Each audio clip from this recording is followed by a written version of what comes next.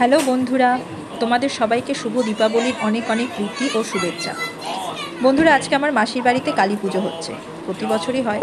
আমি ছোটোবেলা থেকেই দেখছি আমার দিদা বাড়িতে কালী পুজো হতো। আমার দিদা বাড়িতে মা কালী 365 দিনই নিত্য পূজিত হতেন। আমার দিদার স্বপ্নাদেশ ছিল, তাই দিদা বাড়িতে মা কালীকে বিসর্জন দেওয়া হতো না। এখন দিদা নেই, দিদা বাড়ি নেই, কিন্তু দিদা সেই ঐতিহ্যকে বহাল রেখেছেন আমার মাসিও হয়ে গেল 10-12 বছর ধরে কালী পুজো করেন। মাসির বাড়িতেও কালী ঠাকুর বিসর্জন হয় না, মাসি নিত্য পুজো দেন কালী ঠাকুরকে। কালী পুজোর দিন তো বিশেষভাবে কালী পুজো করা হয় নিয়ম মেনে, আর প্রতিদিন মা কালীর নিত্য পুজো তো আছেই।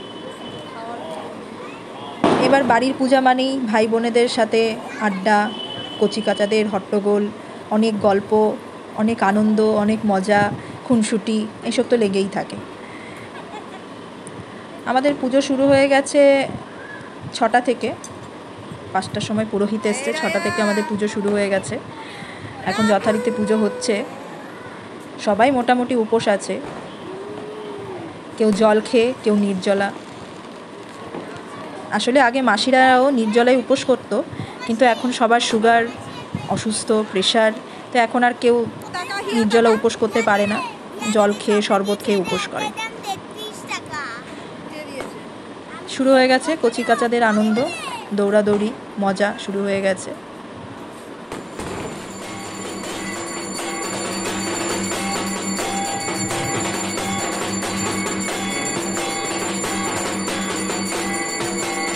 এই পুরো পুজোটাই মা, মাসি, দিদিরা, আমরা সবাই মিলেই করি।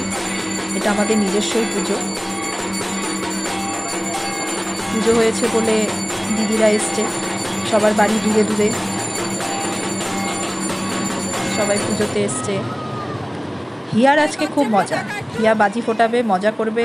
হিয়ার কাছে কালী পুজো মানেই বাজি ফোটানো, কালী পুজো মানেই বোম ফাটানো, ফুলঝুরি ঝরানো, এগুলোই হচ্ছে হিয়ার কাছে কালী পুজো। আর ওর বোনেরা এসছে, কাজিনরা এসছে, ওদের সাথে দৌড়াদৌড়ি তো আছেই। বাড়ির পুজোর একটা মজাই আলাদা। নিজেদের মতো করে সাজো, ঘোরো, কোনো বাধা নিষেধ নেই, কোনো টাইমিংসের ব্যাপার নেই। নিজেদের পুজো ঠিক আছে, হয়ে যাবে। শুরু হয়ে গেছে বাজি ফাটানো। আমার বাজি ফাটাতে খুব ভয় লাগে, কিন্তু দেখতে খুব ভালো লাগে। আমি সবসময় কালী পুজোতে দূরে দাঁড়িয়ে বাজি ফাটানো দেখি, কিন্তু আমি কোনো দিন সামনে গিয়ে নিজে বাজি ফাটাই না, কারণ আমার ছোটোবেলায় একবার পা পুড়ে গেছিলো এই ফুলঝুরি দিয়ে। তারপর থেকে আমি ফুলঝুরি, তারাবাতি, তুবড়ি, এগুলো আমি খুব ভয় পাই। দূরে দাঁড়িয়ে দেখি ঠিক আছে, মাঝে মাঝে ইচ্ছে হলে এক দুটো একটু জ্বালাই, দিওয়ালি বলে কথা, কিন্তু ভয়টা এখনও কাটেনি।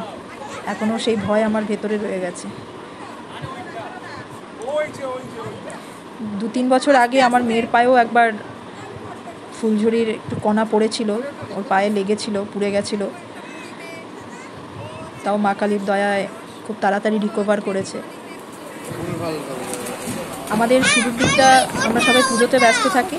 পুজোর আস্তে আস্তে যখন শেষ দিক আসতে থাকে, তখন আমরা বাজি ফোটানোতে ব্যস্ত হয়ে যাই।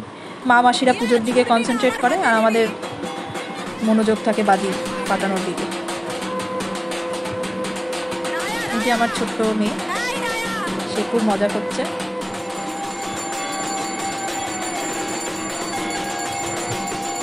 এই সময়টা আমার খুব ভালো লাগে, কারণ সবাই মিলে আমরা প্রদীপ জ্বালাই। 108টা প্রদীপ জ্বালানো হয় মা কালীর উদ্দেশ্যে। এই দেখো, রঙ্গোলি হয়েছে, কি সুন্দর রঙ্গোলি করা হয়েছে। জামাইবাবু এই রঙ্গোলিটা করেছে, ও খুব ভালো আঁকতে পারে। রঙ্গোলি দেখে সবার শুরু হয়ে গেছে এখানে ছবি তুলবো, এখানে পোজ দেব। আমরাও দিয়েছি, কিন্তু বাচ্চারা আগে, ওরা বললো যে মা আগে আমরা রঙ্গোলিতে পোজ দেব, তারপরে তোমরা করবে। খুব সুন্দর হয়েছে রঙ্গোলিটা, কিন্তু বাচ্চাদের জন্য বেশিক্ষণ টিকবে না। খাবারের ব্যবস্থা আছে, প্রসাদের ব্যবস্থা আছে, কারণ কালী পুজোতে পাড়ার সবাইকে মোটামুটি নেমন্তন্ন করা হয়। সবাই আসে, মাকে প্রণাম করতে আসে, তাই সবার জন্য প্যাকেট সিস্টেম করা হয়, তারা প্রসাদ নিয়ে চলে যায়। এবার পুজো শেষ, আমরা এবার খাওয়া দাওয়ায় বসেছি, সবাই উপোস। আইটেম ছিল ভেজ বিরিয়ানি, ধোকার তরকারি, চাটনি, পাঁপড়, মিষ্টি। বিরিয়ানি হলে আমাদের কিছু লাগে না, সে ভেজ হোক আর নন ভেজ হোক, কিন্তু ভেজ বিরিয়ানিটাও এত টেস্টি হয়েছে।